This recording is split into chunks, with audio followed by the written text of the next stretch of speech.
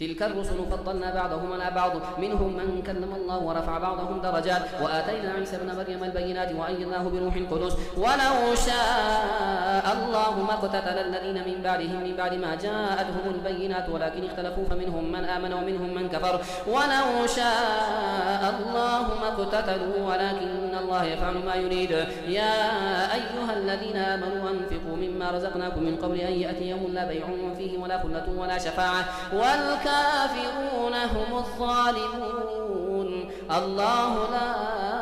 إله إلا هو الحي القيوم لا تأخذه سنة ولا نوم له ما في السماوات وما في الأرض من ذا الذي يشفع عنده إلا بإذنه يعلم ما بين أيديهم وما خلفهم ولا يحيطون بشيء من علمه إلا بما شاء وسع كرسيه السماوات والأرض ولا يؤوده حفظهما وهو العلي العظيم. لا إكراه في الدين قد تبين الرشد من الغي فمن يكفر بالطاغوت ويؤمن بالله فقد استمسك بالعروة الوثقى لا انفصام لها والله سميع عليم. الله ولي الذين آمنوا يخرجهم من الظلمات إلى النور والذين كفروا أولياؤهم الطاغوت يخرجونهم من النور إلى الظلمات أولئك أصحاب النار هم فيها خالدون. ألم تر إلى الذي حاج إبراهيم في ربه أن آتاه الله الملك إذ قال إبراهيم ربي الذي يحيي ويميت قال أنا أحيي وأميت قال إبراهيم فإن الله يأتي بالشمس من المشرق فأت بها من المغرب فبهت الذي كفر والله لا يهدي القوم الظالمين. أو كالذي مر على قرية وهي خاوية على عروشها قال أن يحيي هذه الله بعد موتها فأماته الله 100 عام ثم بعثه قال كم لبثت قال لبثت يوما أو بعض يوم قال بل لبثت 100 عام فانظر إلى طعامك وشرابك لم يتسنه وانظر إلى حمارك ولنجعلك آية للناس وانظر إلى العظام كيف ننشدها ثم نكسوها لحما فلما تبين له قال أعلم أن الله على كل شيء قدير. وإذ قال إبراهيم رب أرني كيف تحيي الموتى قال أولم تؤمن قال بلى ولكن ليطمئن قلبي قال فخذ 4 من الطير فصرهن إليك ثم اجعل على كل جبل منهن جزءا ثم ادعهن يأتينك سعيا واعلم أن الله عزيز حكيم. مثل الذين ينفقون أموالهم في سبيل الله كمثل حبة أنبتت 7 سنابل في كل سنبلة 100 حبة والله يضاعف لمن يشاء والله واسع عليم. الذين ينفقون أموالهم في سبيل الله ثم لا يتبعون ما أنفقوا منا ولا أذى لهم أجرهم عند ربهم ولا خوف عليهم ولا هم يحزنون. قول معروف مغفرة خير من صدقة يتبعها أذى والله غني حليم. يا أيها الذين آمنوا لا تبطلوا صدقاتكم بالمن والأذى كالذي ينفق ماله رئاء الناس ولا يؤمن بالله واليوم الآخر فمثله كمثل صفوان عليه تراب فأصابه وابل فتركه صلدا لا يقدرون على شيء مما كسبوا والله لا يهدي القوم الكافرين. ومثل الذين ينفقون أموالهم ابتغاء مرضات الله وتثبيتا من أنفسهم كمثل جنة بربوة أصابها وابل فآتت أكلها ضعفين فإن لم يصبها وابل فطل والله بما تعملون بصير. أيود أحدكم أن تكون له جنة من نخيل وعناب تجري من تحتها الأنهار له فيها من كل ثمرات وأصابه الكبر وله ذرية ضعفاء فأصابها إعصار فيه نار فاحترقت كذلك يبين الله لكم الآيات لعلكم تتفكرون. يا أيها الذين آمنوا أنفقوا من طيبات ما كسبتم ومما أخرجنا لكم من الأرض ولا تيمموا الخبيث منه تنفقون ولستم بآخذيه إلا أن تغمضوا فيه واعلموا أن الله غني حميد. الشيطان يعدكم الفقر ويأمركم بالفحشاء والله يعدكم مغفرة منه وفضلا والله واسع عليم. يؤتي الحكمة من يشاء ومن يؤت الحكمة فقد أوتي خيرا كثيرا وما يذكر إلا أولو الألباب. وما أنفقتم من نفقة أو نذرتم من نذر فإن الله يعلمه وما للظالمين من أنصار. إن تبدوا الصدقات فنعما هي وإن تخفوها وتؤتوها الفقراء فهو خير لكم ويكفر عنكم من سيئاتكم والله ما تعملون خبير. ليس عليك هداهم ولكن الله يهدي من يشاء وما تنفقوا من خير فلأنفسكم وما تنفقون إلا ابتغاء وجه الله وما تنفقوا من خير يوفى إليكم وأنتم لا تظلمون. للفقراء الذين أوصلوا في سبيل الله لا يستطيعون ضربا في الأرض يحسبهم الجاهل أغنياء من التعفف تعرفهم بسيماهم لا يسألون الناس إلحافا وما تنفقوا من خير فإن الله به عليم. الذين ينفقون أموالهم بالليل والنهار سرا وعلانية فلهم أجرهم عند ربهم ولا خوف عليهم ولا هم يحزنون. الذين يأكلون الربا لا يقومون إلا كما يقوم الذي يتخبطه الشيطان من المس ذلك بأنهم قالوا إنما البيع مثل الربا وأحل الله البيع وحرم الربا فمن جاءه موعظة من ربه فانتهى فله ما سلف وأمره إلى الله ومن عاد فأولئك أصحاب النار هم فيها خالدون. يمحق الله الربا ويربي الصدقات والله لا يحب كل كفار أثيم. إن الذين آمنوا وعملوا الصالحات وأقاموا الصلاة وآتوا الزكاة لهم أجرهم عند ربهم ولا خوف عليهم ولا هم يحزنون. يا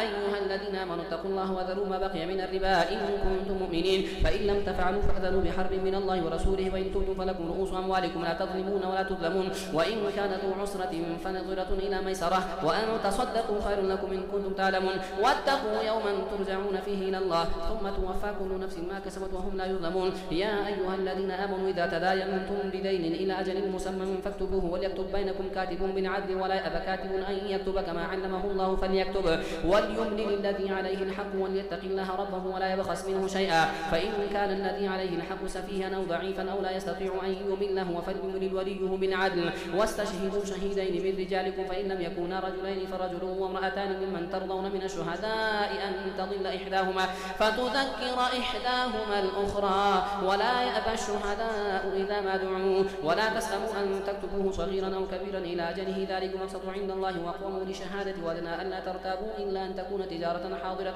تديرونها بينكم فليس عليكم جناح ألا تكتبوها وأشهدوا إذا تبايعتم ولا يضار كاتب ولا شهيد وإن تفعلوا فإنه فسوق بكم واتقوا الله ويعلمكم الله والله بكل شيء عليم. وإن كنتم على سفر ولم تجدوا كاتبا فرهان مقبوضة فإن أمن بعضكم بعضا فليؤدي الذي اؤتمن أمانته وليتق الله ربه ولا تكتموا الشهادة ومن يكتمها فإنه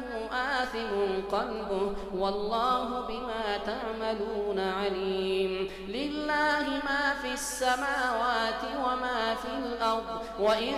تبدوا ما في أنفسكم أو تخفوه يحاسبكم به الله فيغفر لمن يشاء ويعذب من يشاء والله على كل شيء قدير. آمن الرسول بما أنزل إليه من ربه والمؤمنون كل آمن بالله وملائكته وكتبه ورسله لا نفرق بين أحد من رسله وقالوا سمعنا وأطعنا غفرانك ربنا وإليك المصير. لا يكلف الله نفسا إلا وسعها لها ما كسبت وعليها ما اكتسبت ربنا لا تؤاخذنا إن نسينا أو أخطأنا ربنا ولا تحمل علينا إصرا كما حملته على الذين من قبلنا ربنا ولا تحملنا ما لا طاقة لنا به واعف عنا واغفر لنا وارحمنا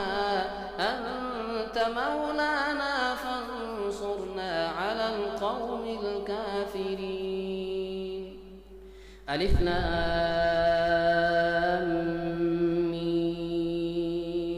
الله لا إله إلا هو الحي القيوم نزل عليك الكتاب بالحق مصدقا لما بين يديه وأنزل التوراة والإنجيل من قبل هدى للناس وأنزل الفرقان إن الذين كفروا بآيات الله لهم عذاب شديد والله عزيز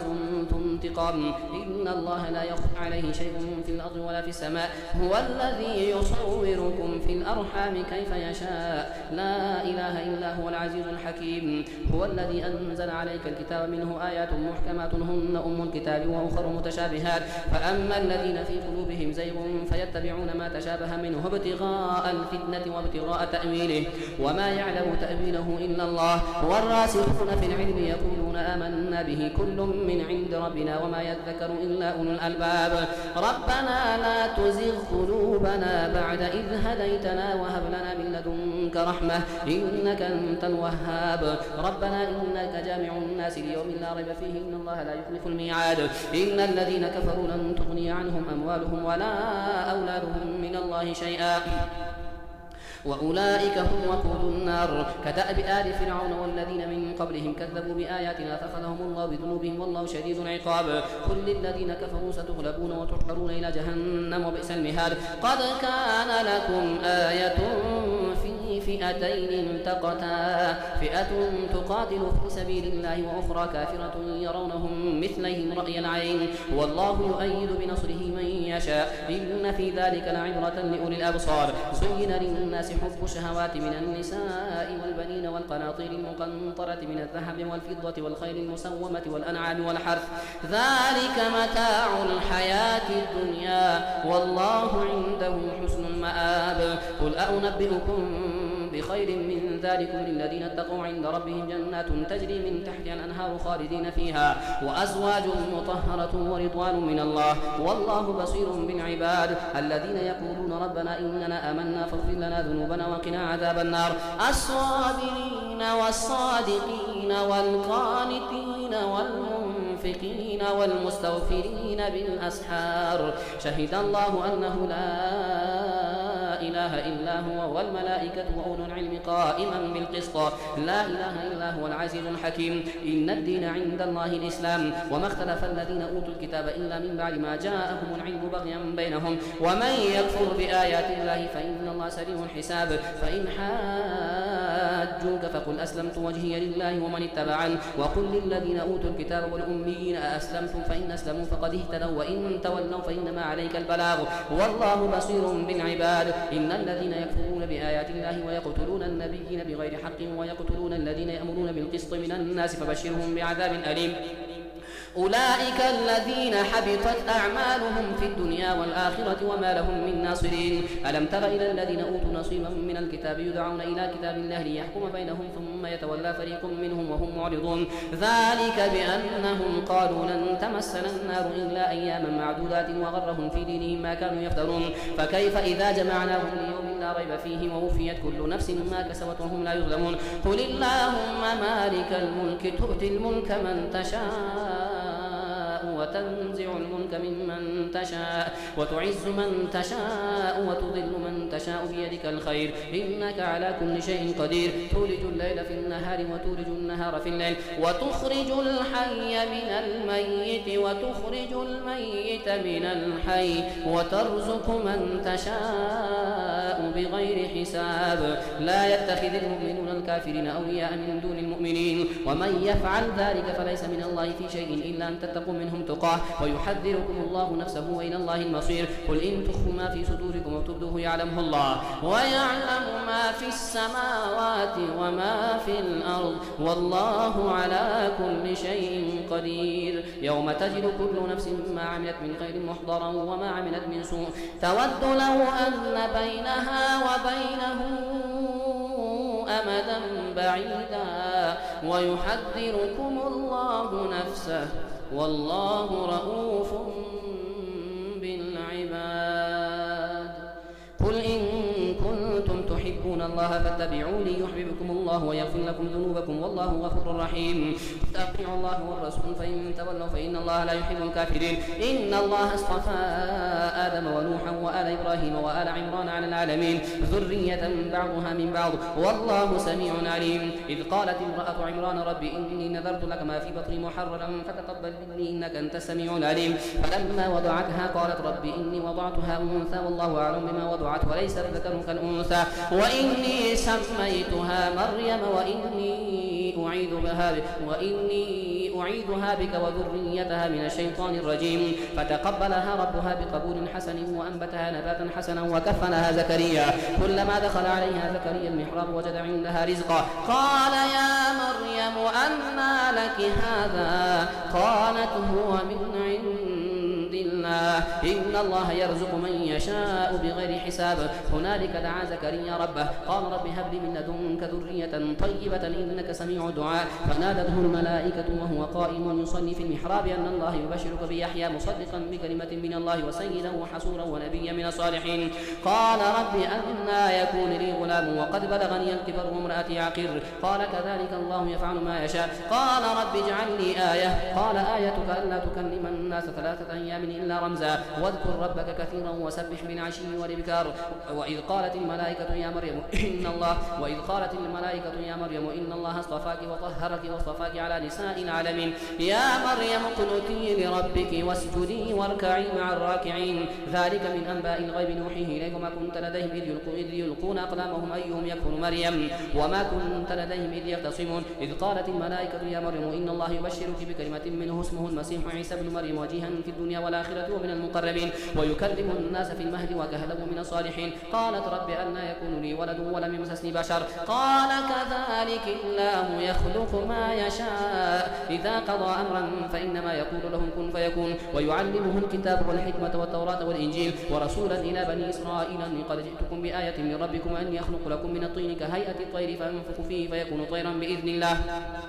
وأبرئ الأكمه والأبرص وأحيي الموتى بإذن الله وأنبئكم بما تأكلون وما تدخرون في بيوتكم إن في ذلك لآية لكم إن كنتم مؤمنين ومصدقا لما بين يدي من التوراة ولأحل لكم بعض الذي حرم عليكم وجئتكم بآية من ربكم فاتقوا الله وأطيعون إن الله ربي وربكم فاعبدوه هذا صراط مستقيم فلما أحس عيسى منهم الكفر قال من أنصاري إلى الله قال الحواريون نحن أنصار الله آمنا بالله واشهد بأننا مسلمون ربنا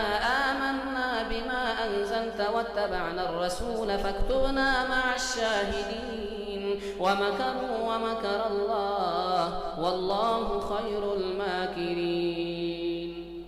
إذ قال الله يا عيسى إني متوفيك ورافعك إلي ومطهرك من الذين كفروا وجاعل الذين اتبعوك فوق الذين كفروا إلى يوم القيامة ثم إلي مرجعكم فاحكم بينكم فيما كنتم فيه تختلفون فأما الذين كفروا فأعذبهم عذابا شديدا في الدنيا والآخرة وما لهم من ناصرين وأما الذين آمنوا وعملوا الصالحات فيوفيهم أجورهم والله لا يحب الظالمين ذلك نتلوه عليك من الآيات وذكر الحكيم إن مثل عيسى عند الله كمثل آدم خلقه من تراب ثم قال له كن فيكون الحق من ربك فلا تكن من الممترين فمن حاجك فيه من بعد ما جاءك من العلم فقل تعالوا ندعو أبناءنا وأبناءكم ونساءنا ونساءكم وأنفسنا وأنفسكم ثم نبتهم فنجعل لعنة الله على الكاذبين إن هذا لهو القصص الحق وما من إله إلا الله وإن الله لهو العزيز الحكيم فإن تولوا فإن الله عليم بالمفسدين قل يا أهل الكتاب تعالوا إلى كلمة سواء بيننا وبينكم أن لا نعبد إلا الله ولا نشرك به شيئا ولا يتخذ بعضنا بعضا أربابا من دون الله فإن تولوا فقولوا اشهدوا بأننا مسلمون يا أهل الكتاب لم تحاجون في إبراهيم وما أنزلت التوراة والإنجيل إلا من بعده فلا تعقلون ها أنتم هؤلاء حاججتم فيما لكم به علم فلم تحاجون فيما ليس لكم به علم والله يعلم وأنتم لا تعلمون ما كان إبراهيم يهوديا ولا نصرانيا ولكن كان حنيفا مسلما وما كان من المشركين إن أولى الناس بإبراهيم للذين اتبعوه وهذا النبي والذين آمنوا والله ولي المؤمنين ود طائفة من أهل الكتاب لو يضلونكم وما يضلون إلا أنفسهم وما يشكرون يا أهل الكتاب لم تكفرون بآيات الله وأنتم تشهدون يا أهل الكتاب لم تلبسون الحق بالباطل وتكتمون الحق وأنتم تعلمون وقالت طائفة من أهل الكتاب آمنوا بالذي أنزل على الذين آمنوا وجه النهار واكفروا آخره لعلهم يرجعون ولا تؤمنوا إلا لمن تبع دينكم قل إن الهدى هدى الله أن يؤتى أحد مثل ما أوتيتم أو يحاجكم عند ربكم قل إن الفضل بيد الله يؤتيه من يشاء والله واسع عليم يختص برحمته من يشاء والله ذو الفضل العظيم ومن أهل الكتاب من إن تأمنه بقنطار يؤديه إليك ومنهم من إن تأمنه بدينار لا يؤديه إليك إلا ما دمت عليه قائما ذلك بأنهم قالوا ليس علينا في الأميين سبيل ويقولون على الله الكذب وهم يعلمون بلى من أوفى بعهده واتقى فإن الله يحب المتقين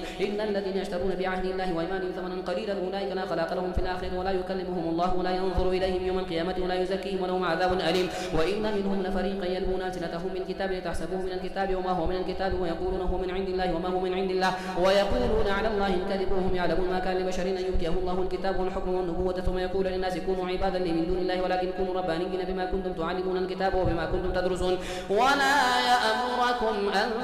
تتخذوا الملائكة والنبيين أربابا أيأمركم بالكفر بعد إذ أنتم مسلمون وإذ أخذ الله ميثاق النبيين لما آتيتكم من كتاب وحكمة ثم جاءكم رسول مصدق لما معكم لتؤمنن به ولتنصرنه قال أأقررتم وأخذتم على ذلكم إصري قالوا أقررنا قال فاشهدوا وأنا معكم من الشاهدين فمن تولى بعد ذلك فأولئك هم الفاسقون فغير دين الله يبغون وله أسلم من في السماوات والأرض طوعا وكرها وإليه يرجعون قل آمنا بالله وما أنزل علينا وما أنزل على إبراهيم وإسماعيل وإسحاق ويعقوب والأسباط وما أوتي موسى وعيسى والنبيون من ربهم لا نفرق بين أحد منهم ونحن له مسلمون ومن يبتغي غير الإسلام دينا فلن يقبل منه وهو في الآخرة من الخاسرين كيف يهدي الله قوما كفروا بعد إيمانهم وشهدوا أن الرسول حق وجاءهم البينات والله لا يهدي القوم الظالمين أولئك جزاؤهم أن عليهم لعنة الله والملائكة والناس أجمعين خالدين فيها لا يخفف عنهم العذاب ولا هم ينظرون إلا الذين تابوا من بعد ذلك واصلحوا فإن الله غفور رحيم إن الذين كفروا بعد إيمانهم ثم ازدادوا كفرا لن تقبل توبتهم وأولئك هم الضالون